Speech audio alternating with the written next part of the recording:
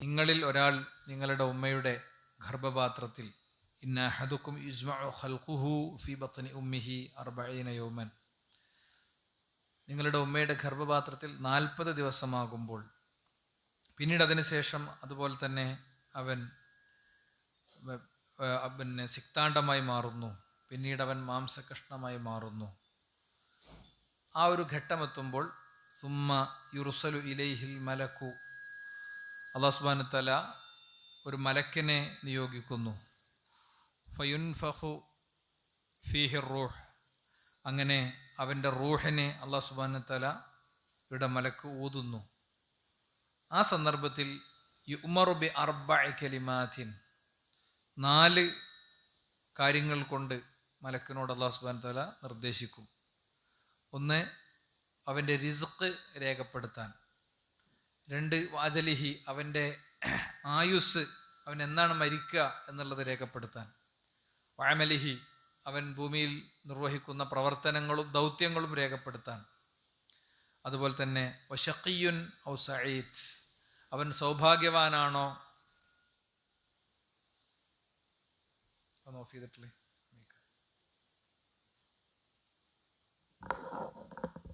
അതുകൊണ്ട് ഓഫ് ചെയ്തിട്ടാ മതി.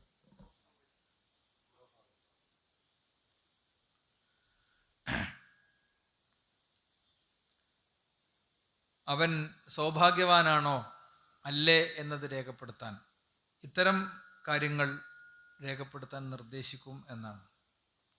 അപ്പോൾ ഇവിടെ ഈ വിഷയം, ഈ ഹദീസ് ഇന്നത്തെ ഖുത്ബയുടെ ആരംഭത്തിൽ ഞാൻ ഉദ്ധരിച്ചത്, നമ്മുടെ ഓരോരുത്തരുടെയും റിസ്ക്, നമ്മളെ കയ്യിൽ എത്ര റുപ്യ വരണം, എത്ര റുപ്യ പോകണം, എന്തൊക്കെ സംഭവിക്കണം, നമ്മൾ ഏതൊക്കെ കൗണ്ടറിൽ നിന്ന് പൈസ വാങ്ങണം, ഏതൊക്കെ കൗണ്ടറിൽ കൊണ്ടുപോയി പൈസ കൊടുക്കണം, നമ്മളെ വരുമാനം എത്രയാണ്, നമ്മളെ ചികിത്സാ ചെലവ് എത്രയാണ്, ഇതൊക്കെ നമ്മുടെ റൂഹ് ഊതുന്ന ആ നിമിഷത്തിൽ തന്നെ രേഖപ്പെടുത്തപ്പെട്ട കാര്യമാണ്.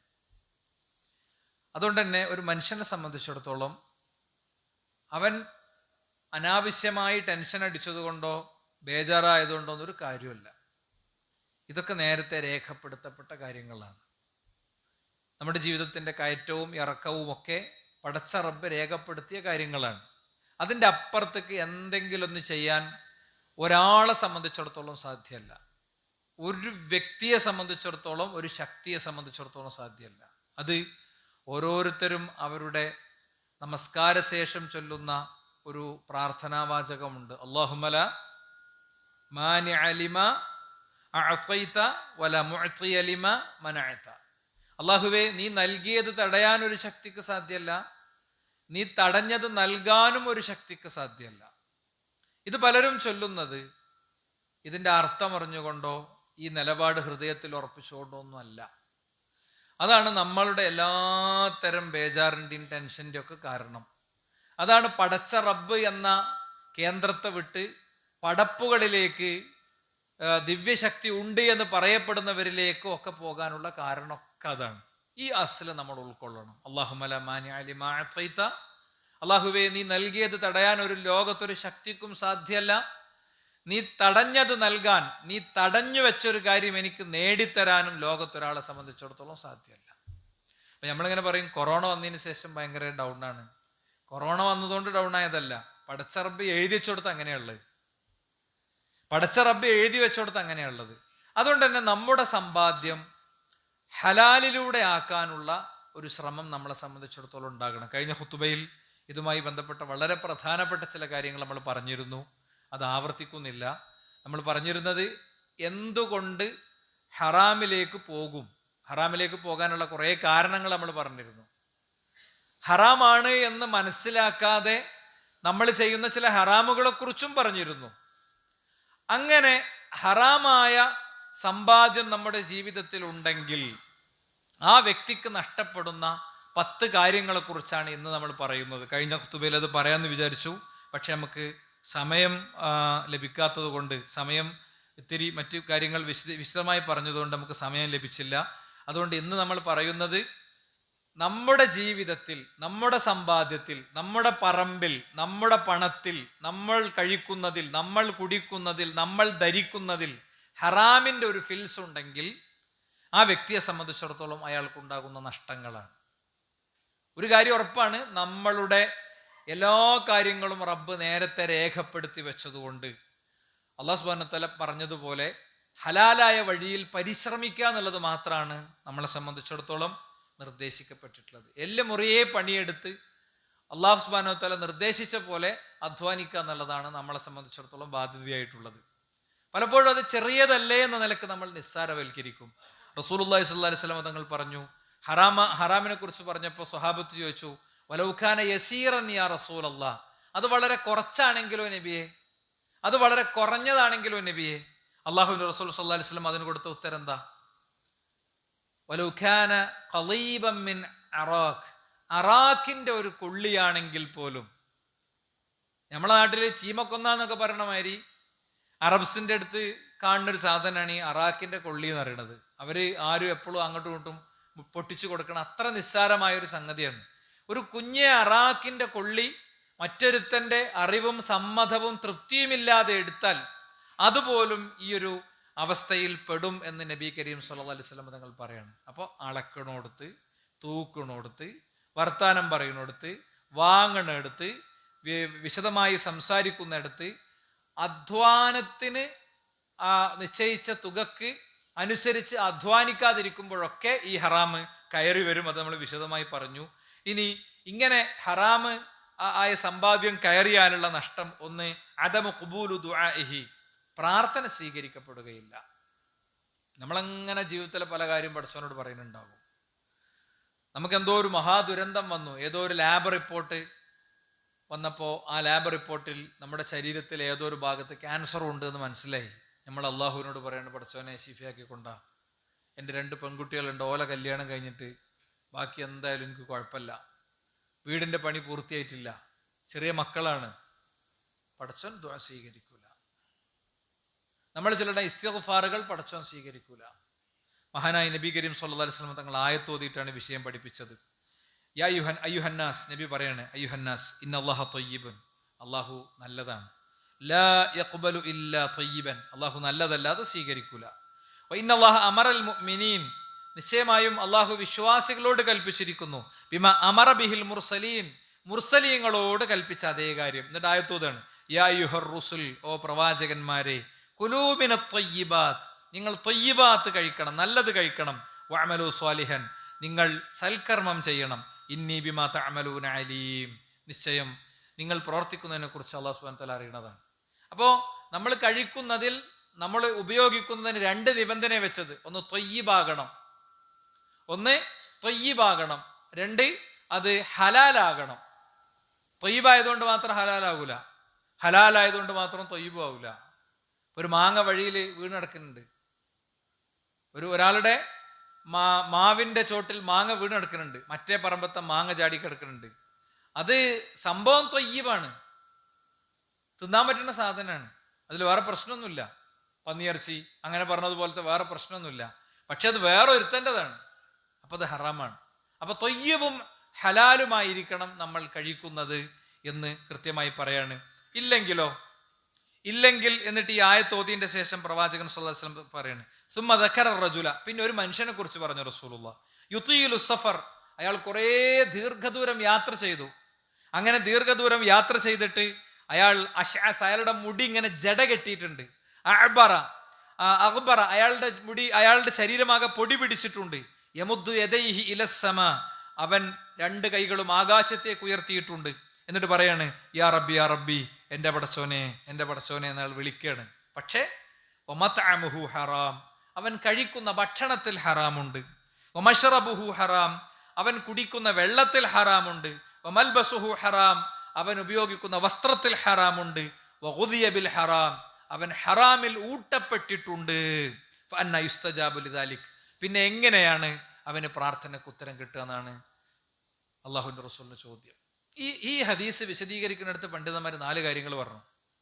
ഒരു വ്യക്തിക്ക് പ്രാർത്ഥന സ്വീകരിക്കപ്പെടാൻ അല്ലാഹു സുബ്ഹാനഹു വ തആല കാരണമായി പറഞ്ഞ 4 കാര്യങ്ങൾ ഇതിലുണ്ട്. ഒന്ന്, അയാൾ യാത്രക്കാരനാണ്.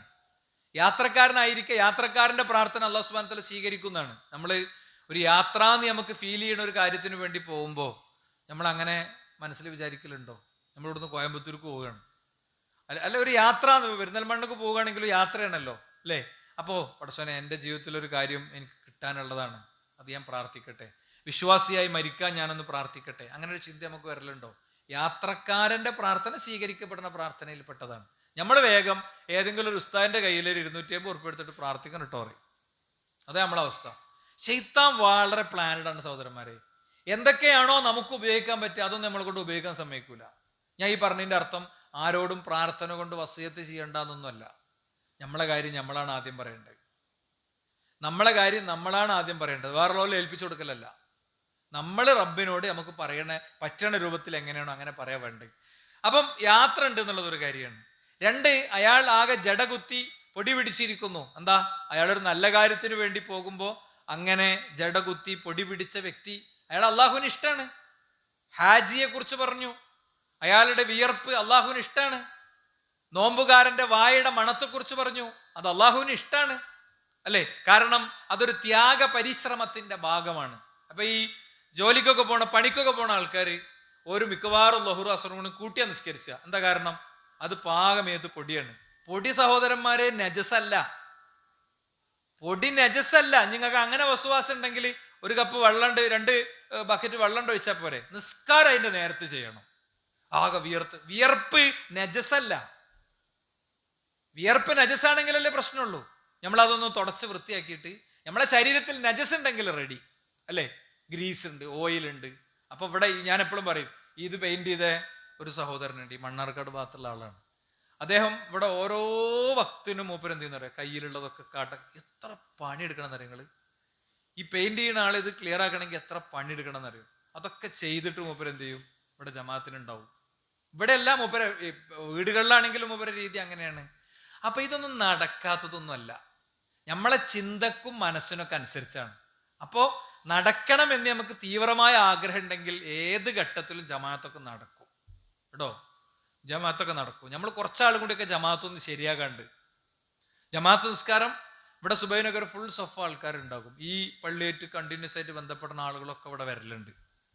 1-2 ആളുകളൊക്കെ, ഒരു വളരെ ദൂരമുള്ള ആളുകൾ മാത്രമേ ഉള്ളൂ, അല്ലാത്തവരൊക്കെ ഇവിടെ എത്തലുണ്ട്. ഞാൻ പറയണ നമ്മളൊക്കെ ഉള്ള എവിടെയാണോ അവിടുത്തെ പള്ളികളിലെങ്കിലും ജമാഅത്ത് നമസ്കാരങ്ങൾക്ക് പങ്കെടുക്കുന്ന ഒരു രീതി ഉണ്ടാവണമെന്ന് സാന്ദർഭികമായിട്ട് ഓർമ്മയാക്കാണ്. പിന്നെ അതിലുള്ളത് എന്താ? 2 കൈയും ഉയർത്തുന്നത് ദുആ പ്രത്യേകം സ്വീകരിക്കപ്പെടുന്ന കാര്യമാണ്. 2 കൈയും ഉയർത്തുന്നത്, അള്ളാഹുവിലേക്ക് ഒരാൾ 2 കൈകളും ഉയർത്തിയാൽ അവന് ഉത്തരം കൊടുക്കാതെ മടക്കുന്നത്, സിഫറായിട്ട് പൂജ്യമായിട്ട് മടക്കുന്നത് അള്ളാഹു ഇഷ്ടപ്പെടുന്നില്ല, അവൻ ലജ്ജിക്കുന്നു എന്നാണ്. പ്രാർത്ഥനയ്ക്ക് യോഗ്യതയുള്ള വ്യക്തി പ്രാർത്ഥിച്ചാൽ പടച്ചവന് ഉത്തരം കൊടുക്കും. ചോദിച്ചത് ചിലപ്പോൾ കിട്ടും, ചിലപ്പോൾ ചോദിച്ചതിന് പകരം വേറൊന്ന് കിട്ടും, ചിലപ്പോൾ 2ഉം കിട്ടൂല, പരലോകത്തുനിന്ന് കിട്ടും. എന്തായാലും ഉത്തരമുണ്ട്, പരലോകത്തുനിന്നൊരു കൂലിയായിട്ട് കിട്ടും. ഇനി മറ്റൊന്ന്, 4-മത്തെ ഒരു കാര്യം എന്താ? യാ റബ്ബി യാ റബ്ബി എന്ന് അള്ളാഹുവിന്റെ നാമഗുണ വിശേഷങ്ങൾ മുൻനിർത്തി പ്രാർത്ഥിച്ചാൽ, യാ റഹീം യാ വദൂദ് യാ ഗഫൂർ, അങ്ങനെ മുൻനിർത്തി പ്രാർത്ഥിച്ചാൽ പ്രത്യേക ഉത്തരമുണ്ട് എന്നാ. പക്ഷേ ഈ 4 നിബന്ധന ഒന്നിച്ചു വന്നിട്ടും ഈ മനുഷ്യന്റെ പ്രാർത്ഥന സ്വീകരിക്കാത്തത് എന്താ? അയാൾ ഹറാമ് കഴിക്കുന്നു എന്നുള്ളതാണ്. അതുകൊണ്ട് നമ്മളെ സമ്പാദ്യം ശരിക്കും വെരിഫൈ ചെയ്യണം. നമ്മൾ വാങ്ങണ സാലറിക്ക് അനുസരിച്ച് പണിയെടുക്കുന്നുണ്ടോ? നമ്മൾ എടുക്കേണ്ട വിധം പണിയെടുക്കുന്നുണ്ടോ? ഏതെങ്കിലും വകുപ്പിലൂടെ ഹറാമ് വരുന്നുണ്ടോ എന്ന് പരിശോധിക്കണം. ഇല്ലെങ്കിൽ ജീവിതത്തിലെ കുഞ്ഞു കുഞ്ഞു സ്വപ്നങ്ങൾ നമ്മൾ അങ്ങനെ പറയുന്നുണ്ടാകും, പടച്ചോനത് സ്വീകരിക്കൂല. 1-മത്തെ നഷ്ടം അതാണ്. ഇനി 2-മത്തെ കാര്യം നമ്മൾ വിശദീകരിക്കുകയാണെങ്കിൽ, 1-മത്തെ വിഷയത്തിൽ കൂടുതൽ പോയിന്റ് ഞാൻ പറയണില്ല.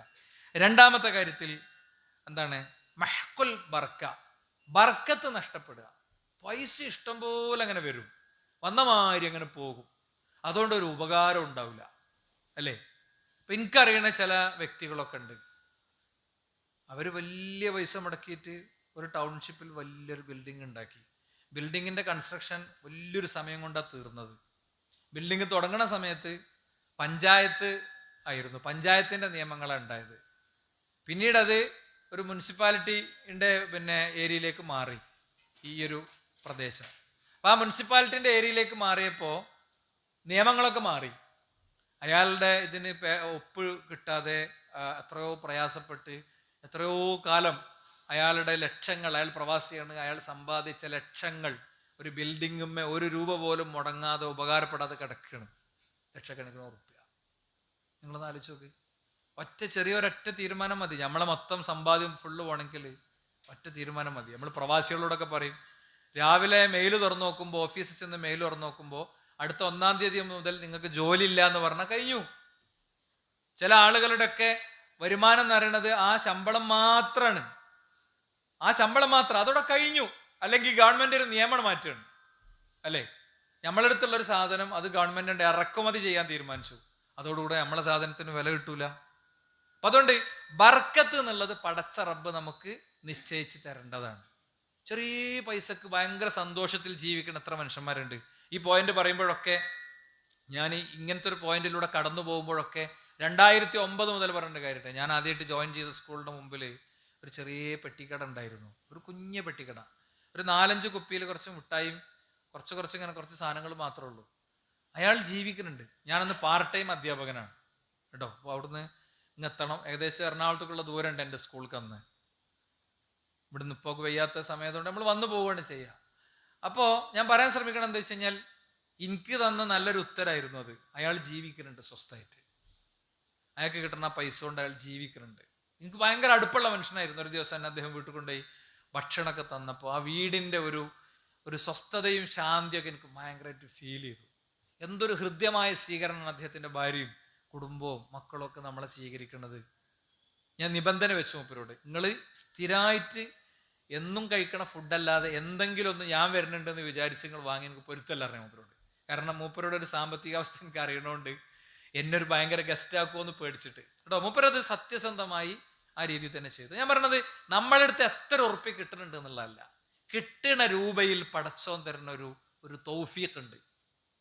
അത് വേറെ നിൽക്കൊന്നും ഇതായി പോകാതെ, നമ്മളൊരു സാധനം വാങ്ങി അത് ഡ്യൂപ്ലിക്കേറ്റ്, വേറൊരു സാധനം വാങ്ങിയാൽ അത് കഴിഞ്ഞ്, ഒരു കാറ് വാങ്ങി അത് എല്ലാ ദിവസവും വണ്ടി പിന്നെ എന്താ പറയുക വർക്ക്ഷോപ്പ് കയറ്റൽ തന്നെ. ഇങ്ങനെ ആവുമ്പോൾ ഇതിലൊക്കെ ഉള്ള ബർക്കത്തുകളാണ് യഥാർത്ഥത്തിൽ നമുക്ക് പലപ്പോഴും ചലഞ്ച് ചെയ്യപ്പെടുന്നത് എന്നുള്ള കാര്യം നമ്മൾ പ്രത്യേകം ഓർക്കുക. യംഹഖുല്ലാഹു റിബ, പടച്ചോൻ പലിശയെ ഇല്ലാതാക്കുന്നു. വയുർബി സദഖാത്ത്, സദഖയെ അല്ലാഹു സുബ്ഹാനഹു വ തആല വളർത്തുകയും ചെയ്യുന്നു എന്നാണ്. അവിടെ ഒന്നിനെ നശിപ്പിക്കുന്നു, ഒന്നിനെ വളർത്തുന്നു എന്ന് പറഞ്ഞല്ലോ. അപ്പം നമ്മുടെ സമ്പാദ്യം വളർത്തുന്ന ഒരു സമ്പാദ്യമായി കിട്ടുക എന്നുള്ളത് ഇതിൽ ഏറ്റവും പ്രധാനപ്പെട്ടതാണ്. അത് നഷ്ടപ്പെടും എന്നത് നമ്മൾ ഓരോരുത്തരും ഓർക്കേണ്ടതാണ്. അതിൽ പ്രത്യേകം 1-2 ഹദീസുകൾ നമുക്ക് കോട്ട് ചെയ്യാം. മാ അഹദുൻ അക്തറ മിനർ റിബ ഇല്ലാ കാന ആഖിബതു അംരിഹി ഇലാ ഖില്ലത്തിൻ. പലിശ കൊണ്ട് സമ്പത്ത് വർദ്ധിപ്പിക്കാൻ ശ്രമിച്ച ഒരാളും അവസാനം കൂപ്പ് കുത്തിയിട്ടല്ലാതെ ഇല്ല. കൂപ്പ് കുത്തിയിട്ടുണ്ട്. പ്രത്യക്ഷത്തിൽ ചിലപ്പോൾ അയാളെ കാലത്ത് നമുക്ക് തോന്നിയിട്ടുണ്ടാവില്ല, അയാളെ കുട്ടികളും മക്കളൊക്കെ എന്താ പറയാ തെണ്ടിയിട്ടുണ്ടാവും. അതുകൊണ്ട് പലിശയായിട്ടുള്ള കളി വളരെ ശ്രദ്ധിച്ചു വേണം നമ്മൾ ചെയ്യാൻ. അതത്രയും ഗുരുതരമായ ഒരു പ്രശ്നമാണ്. അത് നമ്മൾ നിർബന്ധമായിട്ടും മനസ്സിൽ വെക്കണം. പലിശ പലജാതി കോലം മാറി നമ്മളെ മുന്നിലേക്ക് വരുന്ന കാലത്താണ് നമ്മൾ ജീവിക്കുന്നത്. പല കോലത്തിൽ നമ്മുടെ അടുത്തേക്ക് വരുന്ന കാലത്താണ് ജീവിക്കുന്നത്. ഇനി 3-ാമത്തത് എന്താ അറിയോ? അൽ ഖസാറത്തു വൽ ഹലാക്ക്, നഷ്ടവും അതുപോലെ തന്നെ നാശവും ഉണ്ടാകുന്നതാണ്. യാ അയ്യുഹല്ലദീന ആമനൂ തഖുല്ലാഹ്, ഓ സത്യവിശ്വാസികളെ നിങ്ങൾ അല്ലാഹനെ സൂക്ഷിക്കണം. വദറൂ മാ ബഖിയ മിനർ റിബ ഇൻ കുൻതും മുഅ്മിനീൻ, വിശ്വാസികളാണെങ്കിൽ പലിശയായിട്ടുള്ള പരിപാടി അത് നിങ്ങൾ അതിൽ നിങ്ങൾ ശ്രദ്ധിക്കണം. നിങ്ങളെ എല്ലാത്തരം പലിശകളും നിങ്ങൾ ഉപേക്ഷിക്കണം. പ്രവാചകൻ തൻ്റെ കുടുംബത്തിലെ ബന്ധുക്കളുടെ പലിശ ക്യാൻസൽ ചെയ്തുകൊണ്ടാണ്, ലക്ഷക്കണക്കിന് ദീനാറുകളുടെ പലിശ ക്യാൻസൽ ചെയ്തുകൊണ്ടാണ് അള്ളാഹുവിൻ്റെ റസൂൽ സ്വല്ലല്ലാഹു അലൈഹി വസല്ലമ തങ്ങൾ പലിശയുടെ നടപടിക്രമങ്ങൾ തുടങ്ങിയത്. എന്നിട്ട് പറയാണ്, ഫൈലം തഫ്അലു, പലിശയായിട്ടുള്ള ഏർപ്പാടുകൾ നിങ്ങൾ നിർത്തിയിട്ടില്ലെങ്കിൽ ഫഅദനു ബിഹർബി മിനല്ലാഹി വറസൂലി, അള്ളാഹുവിനോട് റസൂലിനോടുള്ള യുദ്ധത്തിന്റെ കാര്യങ്ങൾ ചിന്തിച്ചോളി. ഫൈൻ തുബ്തും ഫലക്കും റൂസു അംവാലിക്കും, നിങ്ങൾ തൗബ ചെയ്യുകയാണെങ്കിൽ നിങ്ങളുടെ അടിസ്ഥാന സംഖ്യ, നിങ്ങളുടെ മൂലധനം നിങ്ങൾക്ക് ഉപയോഗിക്കാം. പലിശയെ നിങ്ങൾ ഉപേക്ഷിക്കുകയും മൂലധനം നിങ്ങൾ എടുക്കുകയും ചെയ്യുക എന്ന് നബി കരീം സ്വല്ലല്ലാഹു അലൈഹി വസല്ലമ തങ്ങൾ ആയത്തോതി നമ്മളെ പഠിപ്പിക്കുകയാണ്. അപ്പൊ പടച്ചോൻ യുദ്ധത്തിലാണ് നമ്മളോട്. ഹറാമിന്റെ ഒരു പ്രശ്നമാണത്. പലിശ ഹറാമാണ്, അതുകൊണ്ട് ഹറാമിന്റെ ഒരു പ്രശ്നമാണത്. നമ്മൾ ഭയങ്കര പൈസ കയ്യിൽ വിചാരിച്ചു വെക്കും, പക്ഷേ പടച്ചോനും പടച്ചോന്റെ റസൂലും നമ്മളോട് യുദ്ധത്തിലായിരിക്കുമെന്ന് പഠിപ്പിക്കപ്പെടുകയാണ്. ഇനി 4-ാമത്തെ കാര്യം എന്താ അറിയോ? ഗദ്ബുല്ലാഹി അലാ ആകിലിൽ മാലി അൽ ഹറാം, ഹറാമായ സമ്പാദ്യം ഭക്ഷിക്കുന്ന വ്യക്തിയോട് അല്ലാഹു സുബ്ഹാനഹു വ തആലക്ക് കോപമുണ്ട് എന്നാണ്. അബ്ദുല്ലാഹി ഇബ്നു മസ്ഊദ് റളിയല്ലാഹു അൻഹു ധരിക്കുന്ന ഹദീസിൽ കാണാം, മൻ ഹലഫ ബി യമീനിൻ, ഒരു വ്യക്തി സത്യം ചെയ്തു. എന്തിനു വേണ്ടി സത്യം ചെയ്തത്? ലിയഖതഅ ബിഹാ മാലം ബിഇം മുസ്ലിമിൻ, ഒരു മുസ്ലിമായ വ്യക്തിയുടെ സമ്പാദ്യം കൊള്ളയടിക്കാൻ വേണ്ടി. വല്ലാഹി അത് അങ്ങനെ തന്നെയാണ്. അവൻ പറഞ്ഞു അല്ലേ, ഇത് അത്രയും നല്ല സാധനമാണ്, അല്ലെങ്കിൽ അത് എൻ്റെതാണ്. ഇങ്ങനെ സത്യം ചെയ്ത്, വേറൊരാളുടെ മുന്നിൽ സത്യം ചെയ്ത് തൻ്റേതല്ലാത്ത സമ്പാദ്യം ആരെങ്കിലും എടുത്താൽ അല്ലാഹു സുബ്ഹാനഹു വ തആല അതിനെക്കുറിച്ച് പറയാണ്, ഇന്നല്ലദീന യശ്തറൂന ബിഅഹ്ദില്ലാഹി വ ഈമാനിഹിം സമനൻ ഖലീല. അള്ളാഹുവിൻ്റെ കരാറുകളെയും അള്ളാഹുവിൻ്റെ സത്യങ്ങളെയൊക്കെ ഉപയോഗിച്ചുകൊണ്ട് വല്ലവനും അത് ചെറിയ വിലക്ക് വിറ്റ് കളഞ്ഞാൽ ഉലൈക ലാ ഖലാഖ ലഹും ഫിൽ ആഖിറ, പരലോകത്ത് ഒരു ഓഹരിയും അവർക്ക് ഉണ്ടാകൂല. വല യുകല്ലിമുഹുമുല്ലാഹ്, അള്ളാഹ് അവരോട് സംസാരിക്കൂല. വല യൻദുറു ഇലൈഹിം, അള്ളാഹ് അവരിലേക്ക് നോക്കുകയില്ല. യൗമൽ ഖിയാമത്തി, അന്ത്യദിനത്തിൽ. വല യുസക്കീഹിം, അള്ളാഹു അവരെ നന്നാക്കൂല.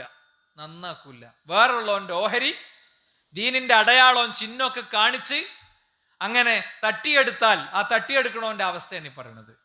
ആ തട്ടിയെടുക്കണവന്റെ അവസ്ഥയാണ്. കുറച്ചൊരു ദീനി രംഗത്തൊക്കെ സൂക്ഷിക്കുന്ന ഒരാളാണ് എന്ന് തോന്നുമ്പോൾ ചിലപ്പോൾ എന്ത് ചെയ്യും, ഓനൊന്നും നമ്മളെ പറ്റിക്കൂല എന്ന ആളുകൾ സ്വാഭാവികമായും വിചാരിക്കാനുള്ള സാധ്യത നമ്മൾ കൂടുതൽ കരുതണം.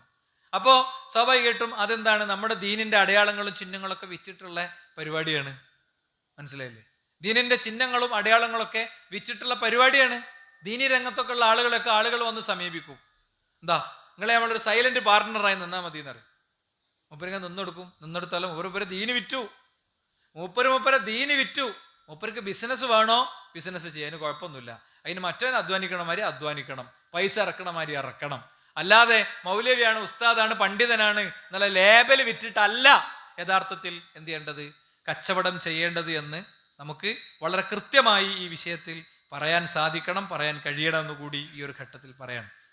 നോക്കൂ, നിങ്ങൾ അശ്അത്ത് ബിൻ ഖൈസ് പറയുന്നുണ്ട്, ഈ ആയത്തിറങ്ങിയത് ഞാനുമായി ബന്ധപ്പെട്ട ഒരു വിഷയത്തിലാണ്. അപ്പൊ അതിന്റെ സന്ദർഭം ചോദിക്കുമ്പോൾ അള്ളാഹുവിന്റെ റസൂൽ സല്ലല്ലാഹു അലൈഹി വസല്ലമ തങ്ങൾ അദ്ദേഹത്തോട് ഇത് ഇങ്ങനെ തന്നെ ചോദിച്ചപ്പോഴായിരുന്നു ഈ വചനം ഇറങ്ങിയത് എന്ന കാര്യം പ്രത്യേകം പറയുന്നുണ്ട്.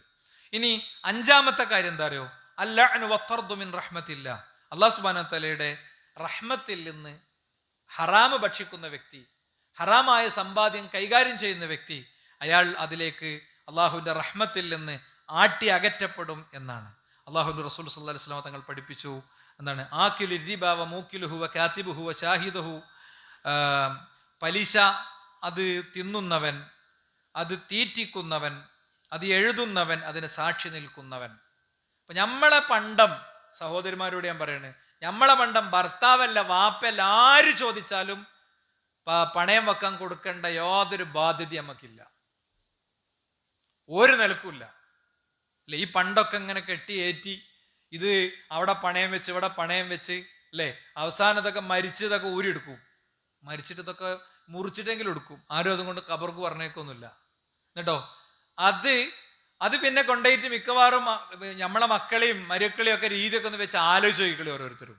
അതുകൊണ്ട് മരിക്കണീന്റെ മുമ്പ് അതൊക്കെ എന്തെങ്കിലും നല്ല കാര്യത്തിന് കൊടുത്ത് അല്ലേ, നമുക്ക് നാളെ ഖബറിൽ കിടക്കാനുള്ള സുഖത്തിനും സൗകര്യത്തിനും കൊടുക്കണതിനെ കുറിച്ച് ആലോചിച്ചോളി. ചില സ്ത്രീകളൊക്കെ എന്താ ചെയ്യാറിയോ, മോളെ കെട്ടിക്കാൻ വേണ്ടി എടുത്തൊക്കെയാണ് അറിയും. ഈ പണ്ടവും പണവും വിചാരിച്ച് കാത്തിരുന്ന് കെട്ടണോ ഒരുത്തനെ കെട്ടിയിട്ട് എന്താ കാര്യം? വല്ല കാര്യമുണ്ടോ? നമ്മൾ പ്രാർത്ഥിക്കേണ്ട എന്താ, നല്ല ദീനിയായിട്ടുള്ള എൻ്റെ കുട്ടിനെ കണ്ട് ഇഷ്ടപ്പെട്ട് ബോധ്യപ്പെട്ടിട്ടുള്ളൊരു നല്ലൊരു ചെറുപ്പക്കാരനെ, ദീനിയായ ചെറുപ്പക്കാരനെ തരണമെന്നാ പ്രാർത്ഥിക്കേണ്ടത്.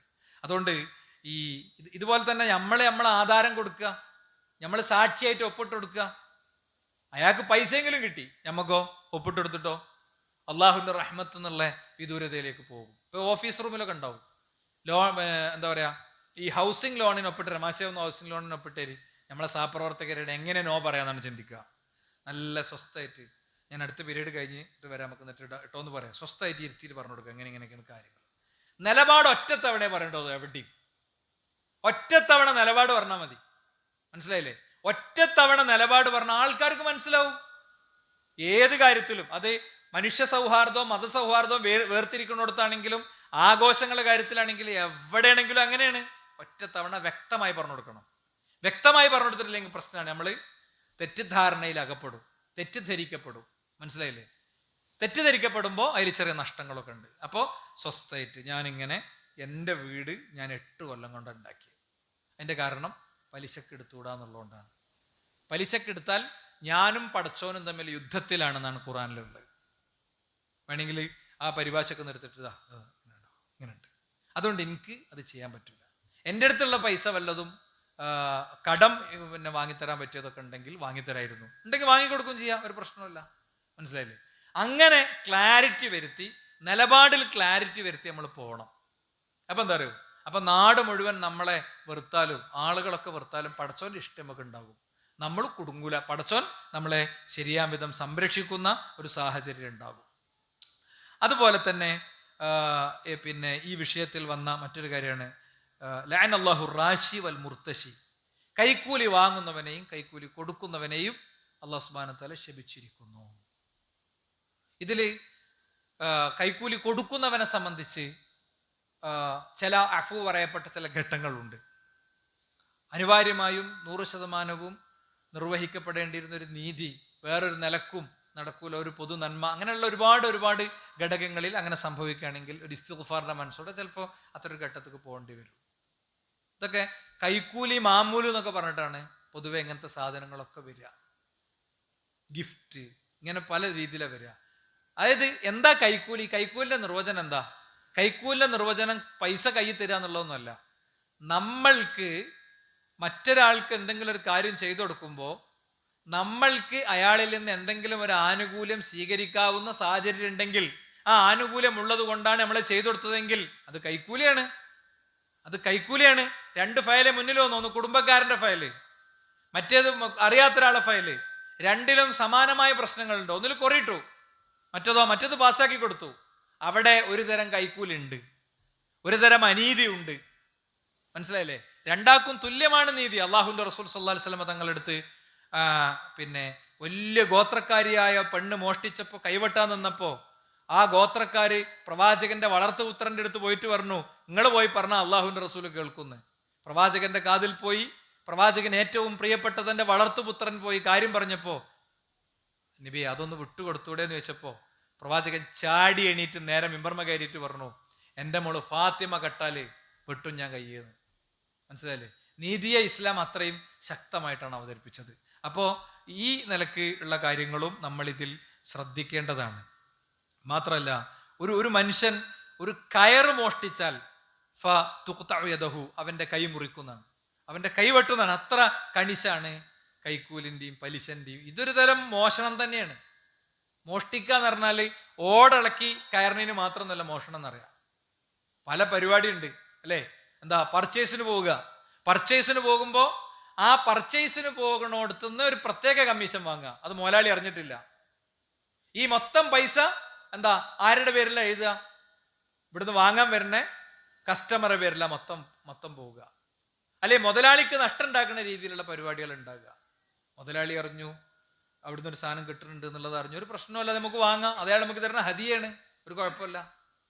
എന്നാൽ കസ്റ്റമർ അടുത്തേക്ക് ഇത് പോകണമെങ്കിൽ കസ്റ്റമറും കൂടി അറിയണം, അപ്പോഴേ അത് നടക്കുള്ളൂ. അപ്പോൾ സൂക്ഷ്മമായി വിലയിരുത്തുമ്പോൾ നമ്മുടെയൊക്കെ ജീവിത പരിസരത്ത് ഇങ്ങനത്തെ കാര്യങ്ങൾ ഉണ്ടാകും. നല്ല ഇസ്തിഗ്ഫാർ നടത്തിയിട്ട് ചെയ്യാം. അതാണ് ഞാൻ പറഞ്ഞത്. മുമ്പൊരിക്കൽ ഞാൻ ഇവിടെ ഒരു അനുഭവം പറഞ്ഞിട്ടുണ്ടായിരുന്നു. ഹറമിന്റെ പരിസരത്ത് കച്ചവടമുള്ള ഒരു മനുഷ്യൻ അങ്ങ് ചൈന മാർക്കറ്റിലെ സാധനം കൊടുത്തിട്ട് ജപ്പാന്റെ സീലും വെച്ച് അടിച്ചിട്ട് മുമ്പ് കൊടുക്കുകയാണ് കേട്ടോ. ജപ്പാന്റെ മെയ്ഡ് ഇൻ ജപ്പാൻ വെച്ചിട്ട് കൊടുക്കുകയാണ്. അങ്ങനെ കൊടുക്കുമ്പോൾ ഇത് ഇങ്ങനത്തെ ഒരു ഖുത്ബയിൽ നിന്ന് അയാൾക്ക് തൗഹീദ് കിട്ടിയതിന് ശേഷം ഇങ്ങനത്തെ ഒരു ഖുത്ബയിൽ നിന്ന് അയാൾക്കത് മനസ്സിലായപ്പോൾ അയാള് പണ്ഡിതന്മാരോട് ചോദിച്ചു. അപ്പോൾ പറഞ്ഞു, നിങ്ങളെ സമ്പാദ്യത്തിൽ നിന്ന് ഏകദേശം അതിലൂടെ ഉണ്ടായതൊക്കെ ഒന്നും വേർതിരിച്ചിട്ട് അതൊരു അക്കൗണ്ട് കിട്ടിട്ട് അത് വേഗം സ്വതക്കായിട്ടാണ് കൊടുത്ത് തീർത്തളി. അല്ലാതെ എങ്ങനെ? മനുഷ്യന്മാരോടുള്ള ഹക്ക് വിട്ടണമെങ്കിൽ ശതകോടി ലോകത്തെ ഗ്രാമങ്ങളിൽ നിന്ന് പട്ടണങ്ങളിൽ നിന്ന് വന്ന മനുഷ്യന്മാരെ പൈസയാണല്ലോ കയ്യിലുള്ളത്, പറ്റിച്ചു വാങ്ങിയത്. അതെങ്ങനെ കൊടുത്തു വിട്ടാൻ കഴിയില്ലല്ലോ. അപ്പൊ അതിന് പറഞ്ഞ പരിഹാരമാണ്. കോവിഡ് കാലത്ത് ഒരു പിരിവ് വെച്ചപ്പോ വലിയൊരു തുക തന്നപ്പോ ആ തുകന്റെ കാരണം ചോദിച്ചത്, ഈ ജാതി പൈസ ഒന്നും വേണ്ട കേട്ടോ, നമുക്ക് ആവശ്യമുള്ള പൈസയല്ലേ വാങ്ങാൻ പറ്റുള്ളൂ, നമ്മൾ എന്തിനാണോ വാങ്ങിയത് അതിനല്ലേ ചെലവാക്കാൻ പറ്റുള്ളൂ, അല്ലാതെ ചെയ്യാൻ പറ്റൂലല്ലോ. ഓരോന്നിലും ഓരോ വ്യക്തതയും ക്ലാരിറ്റി ഒക്കെ വേണ്ടി വരും. അപ്പൊ അതങ്ങനെ ക്ലാരിറ്റി കൊടുത്തപ്പോഴാണ് ഈ പൈസകൾ ആർക്കാച്ച കൊടുക്കി എന്ന് ഒരു മനുഷ്യൻ പറയണത്. അതുകൊണ്ട് സഹോദരന്മാരെ, ആ ഒരു മേഖലയും നമ്മൾ ശ്രദ്ധിക്കണം. അദാബുൽ ഖബറിന് ഇത് കാരണമാണ് എന്ന് വളരെ കൃത്യമായി പഠിപ്പിക്കപ്പെട്ടിട്ടുണ്ട്. അദാബുൽ ഖബറിന് ഹറാമായ സമ്പാദ്യം കാരണമാണ് എന്ന് പഠിപ്പിക്കപ്പെട്ടിട്ടുണ്ട്. പരലോക ശിക്ഷയ്ക്ക് കാരണമാണ് എന്ന് പഠിപ്പിക്കപ്പെട്ടിട്ടുണ്ട്. തെളിവുകൾ ഞാൻ ഉദ്ധരിക്കുന്നില്ല. അതുപോലെ തന്നെ കൊടുക്കണ സ്വതക്കൊന്നും ഹറാമ് സമ്പാദ്യത്തിലുണ്ടെങ്കിൽ സ്വീകരിക്കൂല. മാത്രമല്ല ആരാധനകളുടെ രുചി നഷ്ടപ്പെടും. ഇങ്ങനെയുള്ള ധാരാളം വിഷയങ്ങൾ നമുക്ക് കാണാം. കൂടുതൽ സൂക്ഷ്മതയോടെ ശ്രദ്ധയോടെ മുന്നോട്ട് പോകുക. അള്ളാഹു നമ്മെ കാത്തുരക്ഷിക്കുമാറാകട്ടെ. അൽഹംദുലില്ലാഹി വസ്സലാത്തു വസ്സലാമു അലാ റസൂലില്ലാഹി വഅലാ ആലിഹി വസഹ്ബിഹി അജ്മഈൻ. അമ്മാ ബഅദ്. സൃഷ്ടാവ് സംരക്ഷകനുമായ റബ്ബിനെ ജീവിതത്തിൻ്റെ എല്ലാ മേഖലയിലും സൂക്ഷിക്കുന്ന യഥാർത്ഥ മുഅ്മിനുകളും മുഖ്ലിസുകളുമായി ജീവിതം ചിട്ടപ്പെടുത്തണേ എന്ന് എല്ലാ സത്യവിശ്വാസികളെയും സത്യവിശ്വാസിനികളെയും ഉണർത്തുകയാണ്, ഉത്ബോധിപ്പിക്കുകയാണ്. സഹോദരങ്ങളെ, ഇന്ന് നമ്മൾ പറയാൻ ശ്രമിച്ചത് ഒരു ഫിൽസെങ്കിൽ ഒരു ഫിൽസ് ഹറാമ് ഏതെങ്കിലും നിലക്ക് നമ്മുടെ ജീവിതത്തിലേക്ക് കയറി വന്നാൽ അത് നമുക്കുണ്ടാക്കുന്ന നഷ്ടങ്ങളാണ്. അതുകൊണ്ട് നമ്മളെ കച്ചവടമാണെങ്കിലും നമ്മുടെ ധനാഗമന മാർഗങ്ങളാണെങ്കിലും ഒക്കെ ശരിക്ക് നമ്മൾ പരിശോധിക്കണം. പരിശോധിക്കുമ്പോൾ ചിലപ്പോൾ ചിലതൊക്കെ ഒഴിവാക്കേണ്ടി വരും, മാറ്റി നിർത്തേണ്ടി വരും. അത് ഒഴിവാക്കുമ്പോൾ മാറ്റി നിർത്തുമ്പോൾ ഒരു ഭയവും നമുക്ക് ആവശ്യമില്ല. നല്ല കരഞ്ഞ് പടച്ചവനോട് പറഞ്ഞതുകൊണ്ട് ഒഴിവാക്കിയാൽ നിങ്ങൾ കണ്ടോളി, നമ്മളെ ആയുസ്സിൽ പടച്ചവൻ വേറെ വഴി നമുക്ക് ഉണ്ടാക്കി തരും. ഒരു ബേജാറുമില്ല. ഒരു ചെറിയ പരീക്ഷണവും ചെറിയ ബുദ്ധിമുട്ടും ചെറിയ ടൈറ്റൊക്കെ ഉണ്ടാകും. ഉപയോഗിച്ച സൗകര്യങ്ങൾ കുറച്ച് താഴത്തേക്ക് വരുമ്പോൾ ഉണ്ടാകുന്ന കുറച്ച് അസ്വസ്ഥതയൊക്കെ ഉണ്ടാകും. ആ ഓരോ അസ്വസ്ഥതയും നമുക്ക് പുണ്യാണ് എന്നാണ് വിചാരിച്ചു വെച്ചാൽ ഒക്കെ ഹൈറായി നമുക്ക് മുന്നോട്ട് കൊണ്ടുപോകാൻ കഴിയും. അതുകൊണ്ട് ഓരോ ആഴ്ചയും നമ്മൾ കേൾക്കുന്ന കാര്യങ്ങൾ നമ്മുടെ ജീവിതത്തിലേക്ക് എടുത്തു വെച്ച് മുന്നോട്ട് പോകുന്ന ഒരു സ്വഭാവം ഉണ്ടാകണം. ഞാൻ എല്ലാ ഇടവേളയിലും ഓർമ്മിപ്പിക്കുന്ന ഒരു കാര്യം ഓർമ്മപ്പെടുത്തുകയാണ്. ഖുർആനിൻ്റെ കൂടെ ഉള്ളൊരു യാത്രയാണ് നമുക്ക് ഏറ്റവും വെളിച്ചാകുക, യാതൊരു സംശയവുമില്ല. ഖുർആൻ 1 മണിക്കൂർ ആഴ്ചയിൽ പഠിക്കണം. അതിനോട് സംവിധാനമുണ്ട്. എല്ലാ തിങ്കളാഴ്ചയും ഇവിടെ ക്ലാസ് ഉണ്ട്. വളരെ സമർത്ഥനായൊരു അധ്യാപകനും നമുക്കുണ്ട്. 1 മണിക്കൂർ മാക്സിമം ഇശാസ്വലയോട് കൂടെ നമുക്ക് പിരിയാം. ഇശാസ്വല ജമാഅത്തായി നിസ്കരിച്ചാൽ പിരിയാം അല്ലേ? രാവിലെയും വൈകുന്നേരം പള്ളിയിൽ പോണ ആളെ സംബന്ധിച്ച് അയാൾക്ക് സ്വർഗത്തിൽ വിരുന്നൊരുക്കും അള്ളാഹു എന്നാണ്. അയാൾക്കുള്ള വിരുന്ന് അള്ളാഹു ഒരുക്കി വെക്കുന്നതാണ്. അപ്പോൾ സ്വർഗത്തിലേക്കുള്ള വിരുന്നും വാങ്ങിയിട്ട് നമുക്കൊന്ന് പോകാം. അതുകൊണ്ട് അതിനൊക്കെ ഒരു സമയമൊക്കെ നമ്മൾ ഉണ്ടാക്കണം. അത് കുടുംബസഹിതം അതിന് തയ്യാറാകണം. അങ്ങനെ പള്ളിയിലേക്ക് ഭാര്യനെയും കൊണ്ടുകൊണ്ട് വരുമ്പോൾ തന്നെ ആരും നമ്മളൊന്നും ചെയ്യുന്നില്ല. പല ആളുകൾക്കും അങ്ങനത്തെ അസ്വസ്ഥതയൊക്കെ ഉണ്ട്. എന്നോട് വ്യക്തിപരമായി പങ്കുവെച്ച ആളുകളോട് ഇരിക്കുന്നുണ്ട്. അതുകൊണ്ടാണ് ഞാൻ പറയുന്നത്. ഒരു പ്രശ്നമില്ല. ഇത് നമ്മളെ രാജ്യമാണ്, നമ്മളെ നാടാണ്. ഇവിടെ ഒന്നും പ്രത്യേകിച്ച് സംഭവിക്കാറില്ല. നമ്മളെ നാട്ടുകാർ അങ്ങനത്തെ അസംസ്കൃത വസ്തുക്കളുമല്ല. അങ്ങനത്തെ നാടൊക്കെ ഇവിടെ ഉണ്ട്, പലയിടത്തും ഉണ്ട് അല്ലേ? ഇനി അങ്ങനെ എന്തെങ്കിലും നടക്കുന്ന ആരും വിചാരിക്കേണ്ടതുമില്ല അല്ലേ? ഇത് നമ്മൾ ജീവിച്ച് നമ്മൾ വളരുന്ന നാടാണ്. അതുകൊണ്ട് അത്തരം കാര്യങ്ങളൊക്കെ ശ്രദ്ധിച്ചും സൂക്ഷിച്ചും പോവുക. പള്ളിയുടെ നിർമ്മാണ സംബന്ധമായ കാര്യങ്ങൾ, മദ്രസയുടെ നിർമ്മാണ സംബന്ധമായ കാര്യങ്ങൾ ഞാൻ ഒന്നുകൂടി ഓർമ്മയൊക്കെയാണ്. നമുക്കൊരു 6 മാസം കൊണ്ടൊക്കെ പദ്ധതി പൂർത്തിയാക്കണം. അപ്പോൾ എല്ലാവരും അതിലേക്ക് വേണ്ട സഹായങ്ങൾ ചെയ്യുക. അള്ളാഹു നമ്മിൽ നിന്ന് സ്വീകരിക്കുമാറാകട്ടെ. അവൻ്റെ യഥാർത്ഥ മോമിനുകളിൽ മുഖ്ലിസുകളിൽ നമ്മെ ഉൾപ്പെടുത്തുമാറാകട്ടെ. ലാ ഇലാഹ ഇല്ലല്ലാഹ് എന്ന കലിമത്ത് തൗഹീദിനെ സാക്ഷാത്കരിക്കാനുള്ള തൗഫീഖ് അള്ളാഹു നൽകുമാറാകട്ടെ. കഴിഞ്ഞ ആഴ്ചയിൽ പാലിയേറ്റീവിൻ്റെ പൈസ കൊടുക്കാത്ത ആളുകളുണ്ടെങ്കിൽ ആഴ്ച കൊടുക്കണം എന്നൊന്നുകൂടി ഓർമ്മിപ്പിക്കുന്നു. അള്ളാഹു നമ്മിൽ നിന്ന് സ്വീകരിക്കുമാറാകട്ടെ. اللهم اغفر للمؤمنين والمؤمنات اللهم اعز الاسلام والمسلمين واذل الشرك والمشركين ربنا اتنا في الدنيا حسنه وفي الاخره حسنه ربنا وقنا عذاب النار آمين آمين برحمتك يا أرحم الراحمين والحمد لله رب العالمين وصلى